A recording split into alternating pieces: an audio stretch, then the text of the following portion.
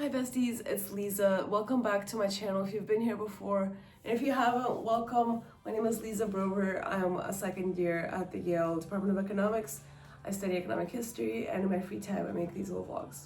Today is Sunday, April 27th, 2025, which is a busy time in the lives of PhD students and in the lives of students in general. It's exam season and end of the semester. But for me, what this means is that it's around the time when my final projects are due for my 3 classes, which are economic history, labor economics, and a history class in the history department. It also means that I need to start studying for my labor exam in May. I have an oral exam in labor on May 29th, and then an oral exam in economic history on July 2nd. And I decided to start studying for those after I was done with my final projects, which I actually just finished yesterday. So today is sort of a day with 2 purposes. One, I want to wrap up some assignments for my economic history class, just 2 small little assignments.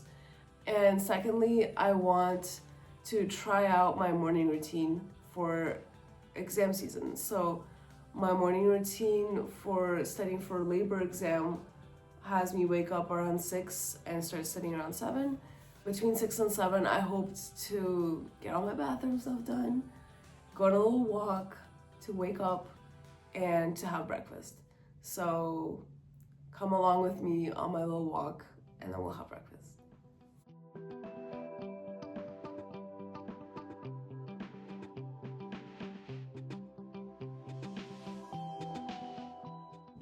For breakfast, I'm having protein cereal with Fairlife milk and yesterday's cold brew. I decided that I wanted to study some more not at home today because I'll have plenty of time to do that in the future. So I'm going to Starbucks. So I'll see you there.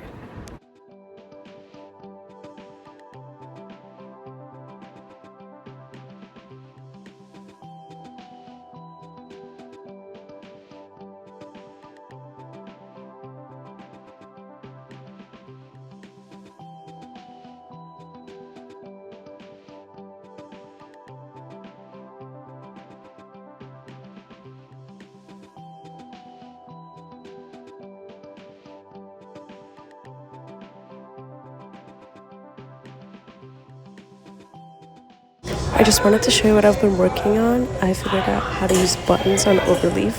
So here's me using a button to demonstrate. The sound quality is awful on the scope, so I'm recording it again. But yeah, basically that's how I've been working on in the past little bit. I'm about halfway through my presentation, which is my second to last assignment for my economic history class. And that makes me very happy. I'm going home to get some lunch, and then I will hopefully finish this presentation and go to the gym. I made lunch. It's nothing fancy, just whatever I had in the fridge. Some vegan sausage, guacamole, lettuce, and a little bit of rice.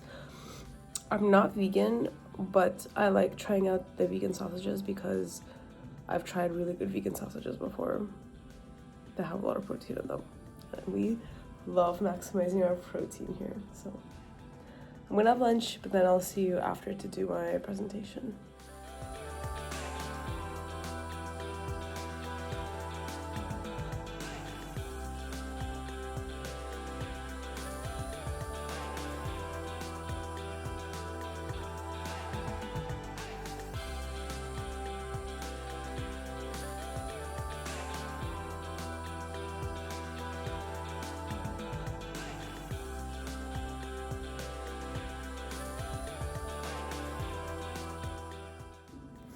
Hi besties, I finished my presentation. It only took me like 4 hours. Not that bad actually. The presentation is about a paper by Markevich, Nomenko, and Kian in 2024 in Restud. And it's about documenting the relationship of, like, basically why the famine of 1932-1933 in the Soviet Union hit Ukraine and Ukrainians in other regions other than Ukraine so hard. And it provided some mechanisms for why that happened. But mostly I think my comments are that I'm unclear as to how these mechanisms actually operated on the ground. So they cited a couple reasons, like the Soviet state wanted to control the Ukrainian regions more because of their importance to agricultural production, and also because Ukrainians resisted collectivization the most. But I don't know if that's the reason why, like, the person from the party, like the collector of grain basically, was targeting Ukrainian regions more. I just don't know how that worked. Like, if someone just walked on the ground to different Ukrainian farms, which, by the way, they also didn't account for the existence of collective farms, of like number of collective farms in their equations.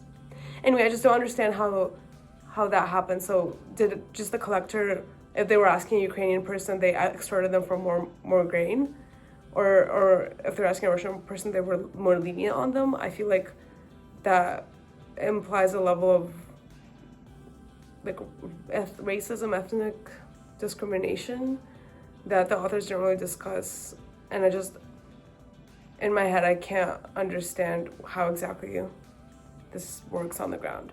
Anyway, I am about to go to the gym. It's about like 2:40 p.m. I'm eating my Gushers as pre-workout, healthy, and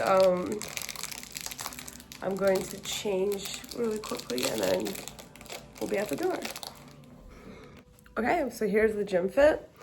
Young LA, Gymshark, Nike socks, Spurs Bros Nike.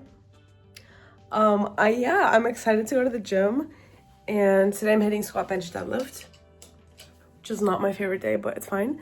And I will record that for you soon. So this is me at the Yale gym getting ready to do squats. I'm putting on my squat equipment, which are my knee sleeves and my squat shoes with a little heel on them. I wanted to talk a little bit about the gym and its role in my life, and why I keep including clips of the gym in these vlogs, even though the vlogs are mostly supposed to be about my academic work. So for me, the gym is a great place to find respite when school is really hard or when research is really tough. It uses a part of my body, my physical body, that my daily work doesn't use. So it's great for me for like a mental break for work, and also it's great for my body because if you haven't noticed, I'm not a small woman. I weigh around 160 pounds in these clips, and my BMI is around 28, which is considered overweight. But despite that, my blood work has always been very good the past 2 years. Since I've been going to the gym consistently, my cholesterol is good, my blood glucose is good, I don't have high blood pressure, I don't have any medical reason to lose weight. So I'm very healthy at this body composition, and I attribute that entirely to going to the gym, because that's the only consistent factor in my health that I've had this past 2 years. My diet, as you can see, has been all over the place. It's not processed or fast foody like some people's, but it's not the healthiest. So I attribute definitely my healthy body to my regular gym schedule. And I encourage people that don't go to the gym to go to the gym if they don't already do another sport, just to be active and to help your body. Another reason why I post these videos is because I want to document my progression with weights and my progression with form. I'm not claiming to be the strongest woman ever or to have the best form, but I'm improving with every month, with every training block. So here's me doing some squats. I'm cueing a lot of different cues, and maybe I'll tell you about them in another video. My bench is probably my best lift, which is a little crazy because, well, I don't know, my upper body doesn't have crazy definition like that, but this is me doing some what I thought were supposed to be 1 count pause benches, but actually supposed to be 3 count pause benches, so that's why they look super easy. But the arch that you see is very intentional. I am trying to get my traps and my legs to capture my weight. And then deadlifts. So usually you don't do all 3 of these movements in one day, but once a week I do these 3 movements, and they're all supposed to be a little light. So this is me doing some pause deadlifts, and actually just recently switched back to conventional from sumo deadlift. So I'm working on my form a little bit, working on my setup, working keeping my back straight, which has always been an issue for me. But yeah, this is 200 pounds. Looks really easy because it is. Hi besties, I'm back from the gym. I showered, did my face care, and now I have my post-workout smoothie, which is just a premier protein shake in a flavor that's not very good. It's like strawberries and cream or something. So I mix it with like frozen fruit. Today I mix it with pineapples. It's really good with nuts when you add mixed fruit into it. So now I'm going to work on this other assignment for my economic history class, which is to choose a paper that we discussed and find a way to improve either its model or its empirical method. And I hope this won't take me too long, but because I already know kind of what paper I want to use. But yeah, I'll keep you posted as to how that goes. So that took me all of like 10 minutes. So I've just been lying in bed and on my phone for the past while. 6:30 now. I'm a little hungry. I might make dinner, and then I'm going to see my boyfriend later. But yeah, so I'm almost done with my semester. It's crazy. I'm done with everything for economic history besides the act of giving the presentation. I'm done with everything for history class besides the readings for this week, and I'm done with everything for my labor class besides the write-up that I can't do before I give my presentation because I have to incorporate feedback. I'm going to do that on Wednesday, so Wednesday night I should be hopefully done with my semester. That's kind of crazy. And then starting on Thursday I'm prepping for my labor oral. Okay, so I made dinner. It's not very pretty, but it's a rice, avocado, tuna, spicy mayo bowl, kind of like Emily Mariko back in the day. If any of you watched TikTok in 2020, you would know. I'm trying to think of what to do. I'm probably gonna go to my boyfriend's house. Actually, I am going to my boyfriend's house. I just don't know when. I don't know if I'm gonna have time to do something here. Maybe play with my tarot cards, maybe watch some YouTube. But yeah, I'm gonna take this evening slow because the next couple weeks are gonna be really rough studying wise, so I'm trying to save up some energy for that. So I'm gonna eat and then I'll catch you later. This is not my last time seeing you today.